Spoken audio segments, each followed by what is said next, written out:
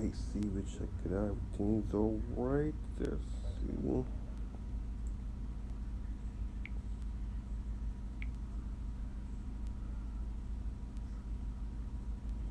Everything's good. So we're gonna give our praise, honor, and glory to Yahweh, by Shema Shah, double honor to the apostles, brothers, and bishops, and the elders, Shalom, great millstone, and Shalom. So we're gonna get right to the lesson. You know, it's the title with what? Perpetual hate, right? This damn devil. You know, the people that celebrate this June 10th, and you know, they think they'll be free, man, but they realize we're not free, man. We're still in captivity, and we still oppressing his people, man. So we're gonna get right to it, to the lesson, and you know, get some scriptures in there. Yeah.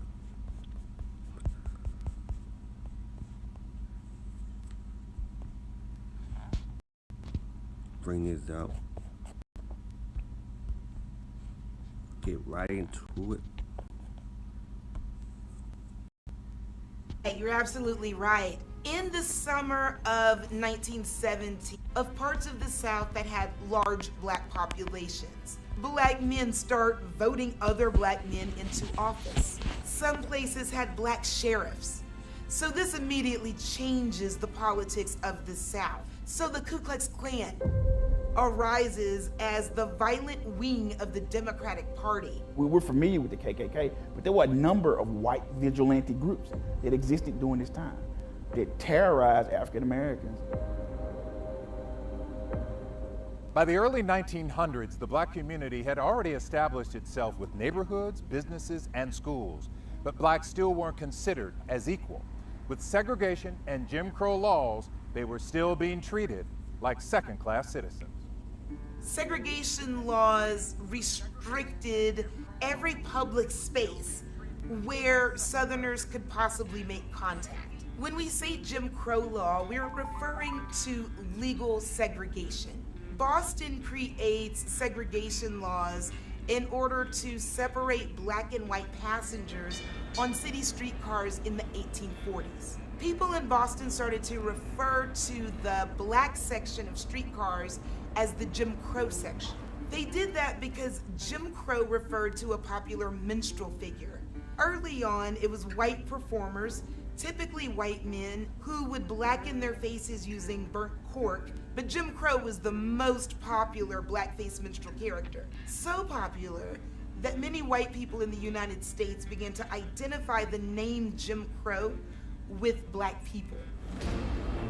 Here in Houston, you really can't think about Jim Crow laws without thinking about the 24th Infantry, African American soldiers who found themselves here at Camp Logan and found themselves the victims of police brutality and Jim Crow laws and segregation. Right, you're absolutely right. In the summer of 1917, the United States enters World War I.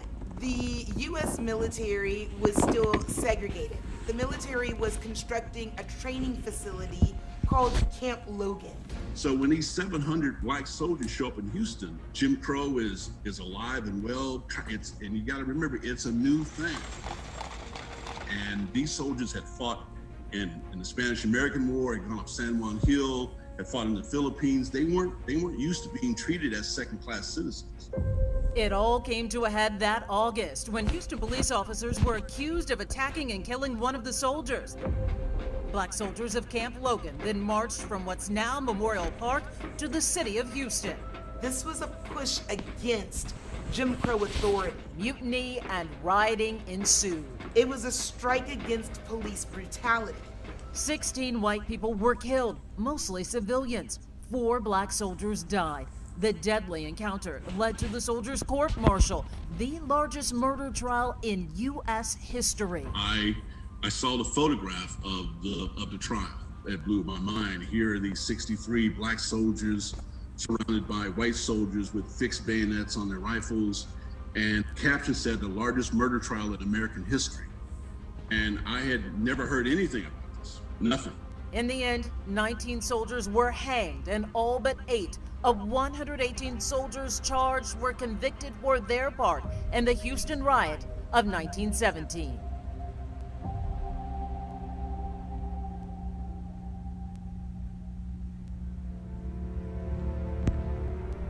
The police force of southern cities would send certain police officers to patrol black communities. Slave patrols in many parts of the South literally become police forces whose job it is to then police newly formed black communities. Plantations ultimately turned to prisons, with slave labor giving way to prison labor all across Texas, including Sugar Land.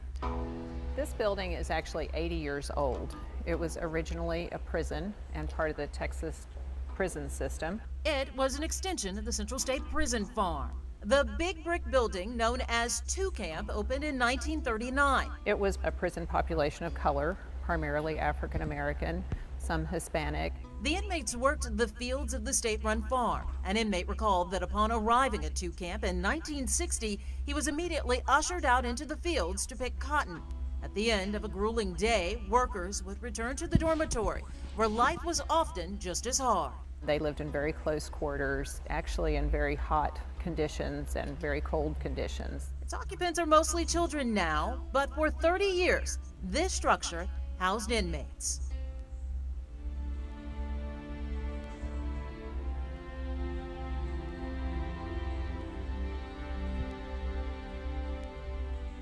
Did you know the Freedom Tree in Missouri City is where slaves at the Palmer Plantation were notified they were free?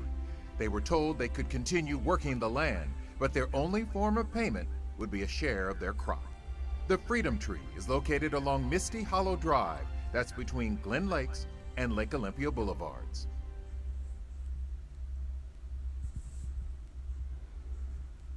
Walter Moses Burton was a farmer, sheriff, and politician who served 4 terms in the Texas State Senate. Burton was born into slavery in North Carolina and brought to Texas when he was 21. After emancipation, he bought land in Fort Bend County and was eventually elected the first black sheriff in the country.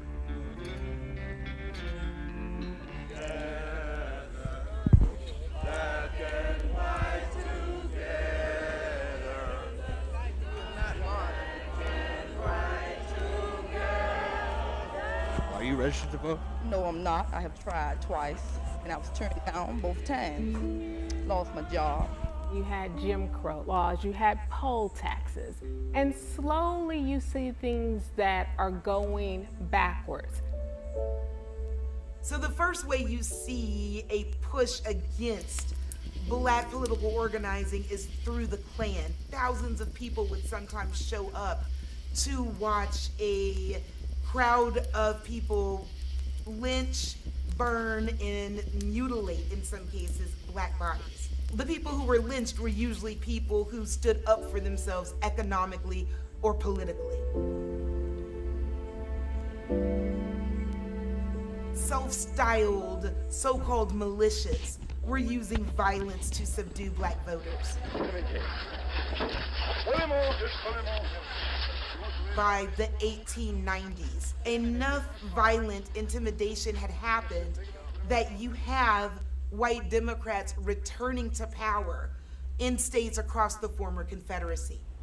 The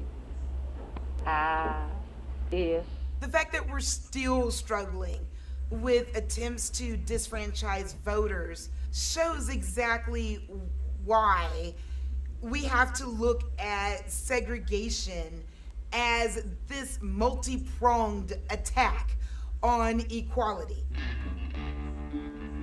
Dr. Martin Luther King's second day of civil rights testing in Selma, Alabama started off smoothly enough.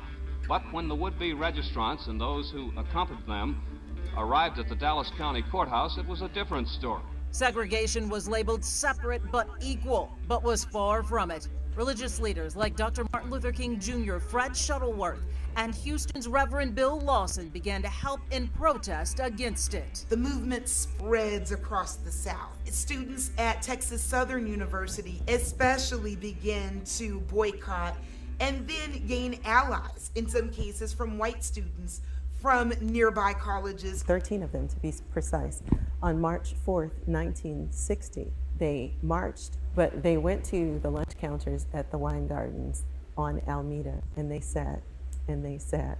And so they initiated the civil rights movement in Houston, Texas. The support and mentorship of Reverend Lawson and... So yeah, so you see that perpetual hate, the so-called Negro Latino in America, especially so-called Negroes. Let's go to the scripture. We're gonna get right to the floor with this. Go to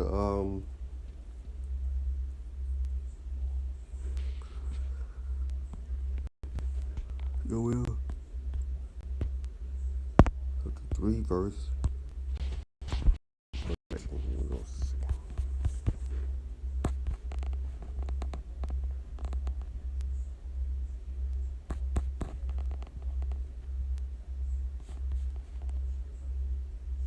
Yeah, verse 19. Egypt should be a desolate, and Edom should be a desolate wilderness for the violence against the children of Judah, because they had shed innocent blood in the land.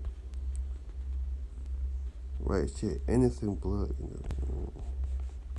We again the word 3 verse 19. Egypt should be a desolate, and Edom should be a desolate wilderness for the violence against the children of Judah, because they have shed the innocent blood in the land.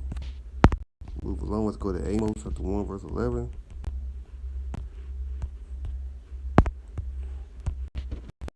Chapter 1 verse 11.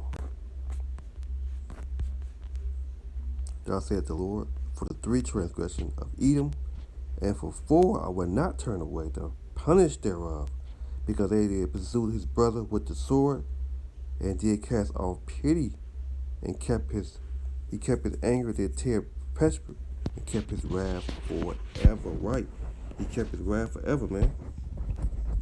So I want to say is, do they know why they hate you? Do they have a reason to hate you, man?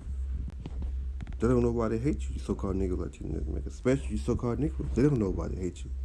They have a hate against the children of Israel. But yeah, let's read again. Let's go back. Okay, let's go. Amos chapter 1 verse 11. Thou said the Lord, for the 3 transgressions of Edom, and for 4 I will not turn away the punish thereof, because they did pursue his brother with the sword. They cast off pity, right? They cast off pity, and kept his anger. Like pity, and his anger did tear perpetual, and he kept his anger forever. No, he kept his wrath forever. Like, let me do it one time. Listen up. Amos 1:11. Thou saith the Lord, for 3 transgressions of Edom, and for 4 I will not turn away the punish thereof, because he pursued his brother with the sword, and did he cast off all pity, and he kept his anger, did tear perpetually, and he kept his wrath forever. Right, his wrath forever.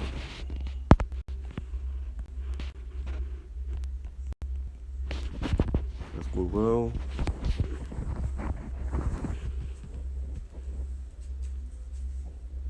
Let's go to Matthew. No, Matthew. Ezekiel.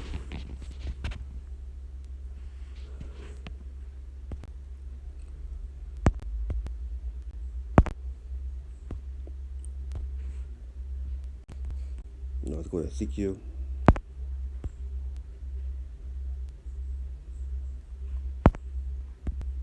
(25:14).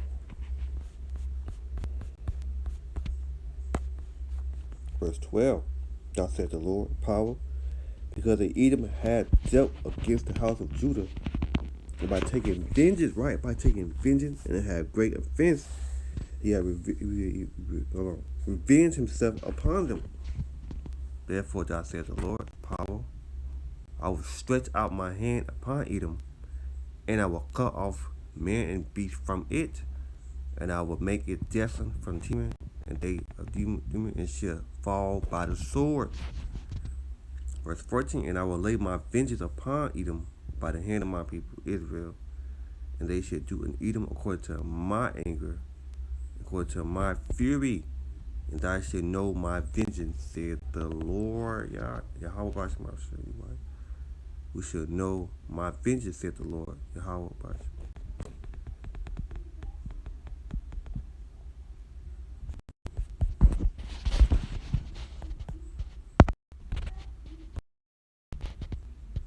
All right, well, go. Oops. Let's go Ezekiel 35. I always get to this. So it's prophesied against Mount Seir, right? Prophesied against Mount Seir.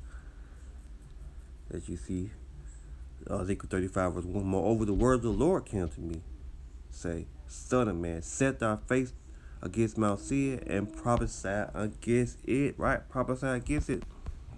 And say unto it, Thou said the Lord power, behold, O Mount Seir, I'm against thee, and I will stretch out my hand against thee, and I will make thee most desolate. Right? He gonna make thee most desolate. Verse 4. I will lay thy cities wasted. Thou shalt be desolate, and thou shalt know that I am the Lord. Verse 5. Because they have repressed hate, and have shed the blood of the children of Israel by the force of the sword in the time of their calamity, in the time their iniquity have ended. Therefore, as I live, said the Lord power, I will prepare thee unto blood, right? You're going to prepare thee unto blood. And blood shall pursue thee. Set. They have not hated blood, even blood shall pursue. Right, you didn't hate blood. Verse 36, therefore, as I live, said the Lord, I will prepare thee unto blood, and blood shall pursue thee. Said I have not hated blood, even blood shall pursue thee. Right, you didn't hate blood, so blood. All right. As I was saying, earlier, we do why that we had to do, why they hate you for, But we know, they don't have a reason why. They can't even give you the reason why they hate you, you so-called niggas. They don't know, We know why you hate us, but we're gonna move on. Not gonna go through all this stuff, the bloodshed, the stuff all you did to the so-called Negroes, Latino Americans. No, wait, let's go to Haitian, the so-called white men not getting down with all the evil hate you toward his children, Israel, man, the so-called Negroes, Latino Americans. Let's go to Lamentation 4 verse 1.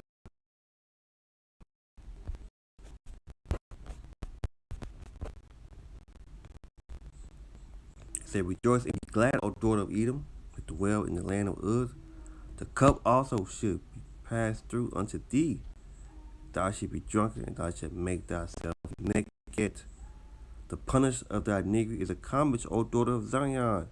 He will no more carry thee away into captivity. He will visit thy iniquity, O daughter of Edom, and he will discover thy sin. That's right, he will discover thy sin. Lamentation 4 verse 22. The punishment of thy iniquity is accomplished, O daughter of Zion. He will no more carry thee away into captivity. He will visit thy iniquity, O daughter of Edom, and he will discover thy sins.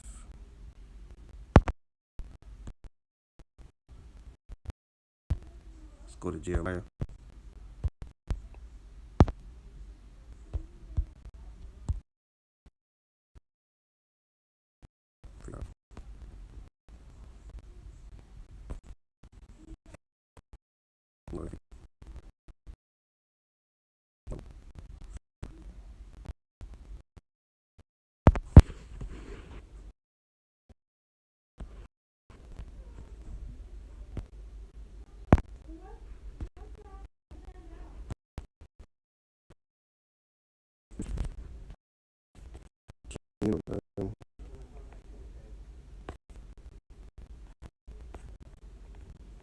But it had made Esau, it had covered his secret place. He should not able to hide himself. His seed is spoiled, and his brother and his neighbors is not. Verse 12. For thou said the Lord, behold, thou was judged, but not to drink of the cup, have assuredly drink. and all that shall altogether go unpunished. Thou shalt not go unpunished, but thou shalt surely drink of it, right? Surely drink of it. For I have sworn by myself, said the Lord, that Baptism shall become a desolate, a reproach, and a waste, and a curse, and all the seeds thereof shall be perpetually wasted. Right? Perpetually wasted. Read it again. Jeremiah 49, verse 13. For I have sworn by myself, said the Lord, that Bosman should become a desolate, a reproach, a waste, and a curse, and all the cities thereof shall be perpetually.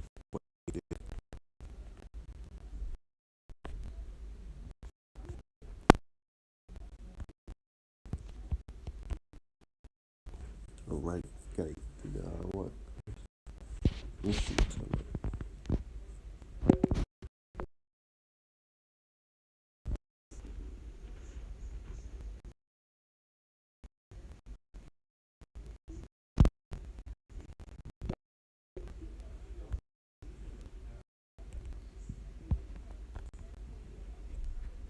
All right. Galatians. I'm trying to see what's the other thing here.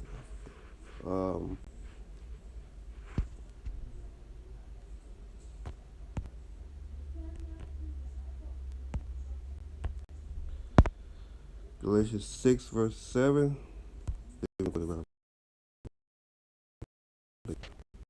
Galatians 6, verse 7. Be not deceived, the Most High is not mocked. For whatsoever man sow, that she also reap. Right? That's how he should also reap, man. Galatians 6, verse 7 again. Be not deceived, the Most High is not mocked. For whatsoever man soweth, that shall he also reap. For he that soweth to the flesh, shall the flesh reap corruption, but he that soweth to the Spirit, shall of the Spirit reap life everlasting. Galatians 6 and 7 again, it said, be not deceived. The Most High is not mocked. For whatsoever a man soweth, that shall he also reap. Right.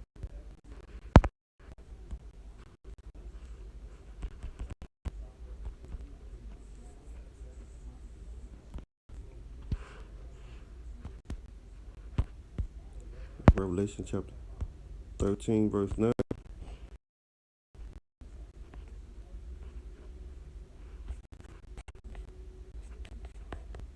If any man have an ear, let him hear. He that lead the captivity shall go into captivity. He that kill with the sword must be killed with the sword. Here is the patience in the face of the saints.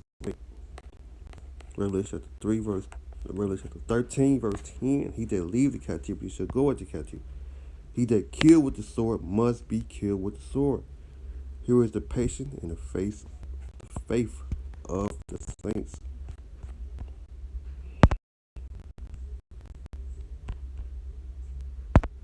Revelation chapter 18,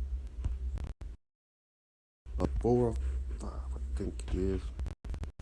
Revelation chapter 18, verse 5. For her sins have reached up to heaven, and the Most High remember her iniquity, right? Verse 4, Revelation 18, verse 4, I heard another voice from heaven say, come out of my people, that you be not partaking of her sins, as there have received none of her plague. For her sins have reached to heaven, and the Most High remember her iniquity, right? Remember her iniquity.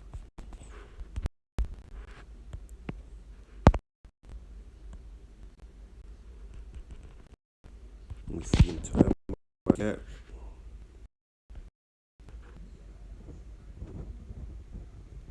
What's going on here?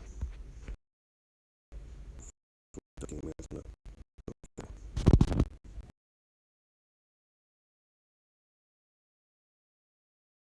So we're going to I might just close it. Play it again. Yep, we're going to do that. Formed black communities. Plantations ultimately turned to prisons, with slave labor giving way to prison labor all across Texas. So as you see here, yeah, they think, Juneteenth to be free, So you see the perpetual hate. You see we ain't free. We still in captivity. Our people still oppressed from our enemy, man. And our people still trust the oppressor, man. Think everything's good. You know, and this devil got a perpetual hate. You so-called Negroes, Latino Americans, man. You see all the evidence out here. Like I said, you know, they really have no. They can't tell you why they hate you so much, you know. But we know why you hate us, and our people don't understand it, man. You know, they don't know who their enemy is, man. This dude, man, this so-called white man hates you, people, man. Hate you, so-called Negroes, Latino man. He hates you, man. And you see the evidence right here, man. A lot of people think they are free, but they really ain't free, man. You're not free, man. And you're in the enemy land, man. And this devil, man, it's not your friend, man. He have perpetual hate, so-called Negro Latino, man. Including Sugarland. This building is actually 80 years old. It was originally a prison and part of the Texas prison system. It was an extension of the Central State Prison Farm.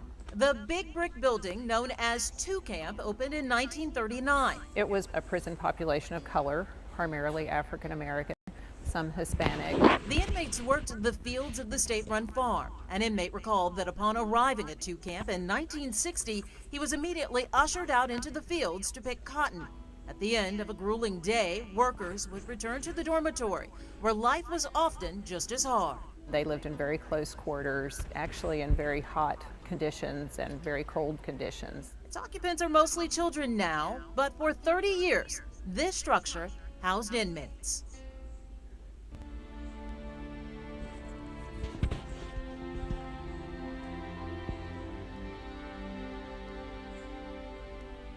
Did you know the Freedom Tree in Missouri City is with that we're still struggling with attempts to disfranchise voters shows exactly why we have to look at segregation as this multi-pronged attack on equality.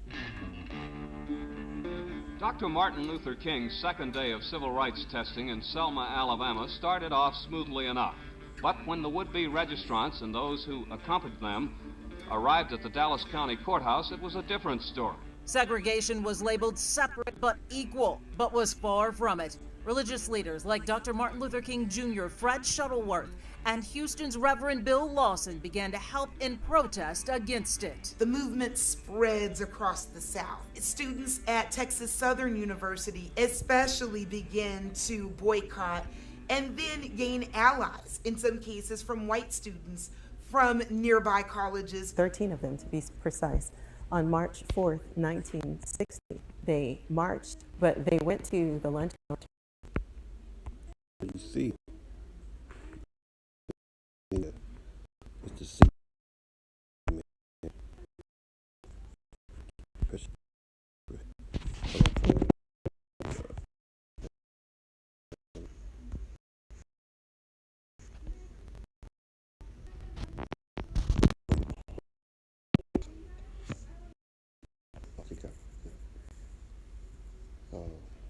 Yeah, so I'm trying to see what else I can get. But yeah, man, our people's trusting the oppressor, man. You see, I guess scripture, Isaiah. What's this?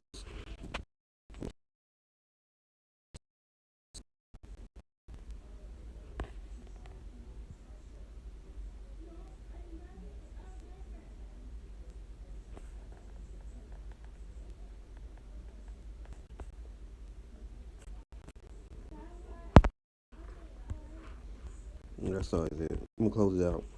I really didn't have too much, but I guess but yeah, man, we ain't free, man. We still oppressed, and our people still trust in this damn devil, man.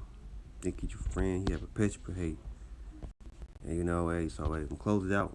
Some praise on Yahweh, Bashima, the Apostle Brothers, the great millstones, and the elders. So the ones the hope for the elect. Shalom.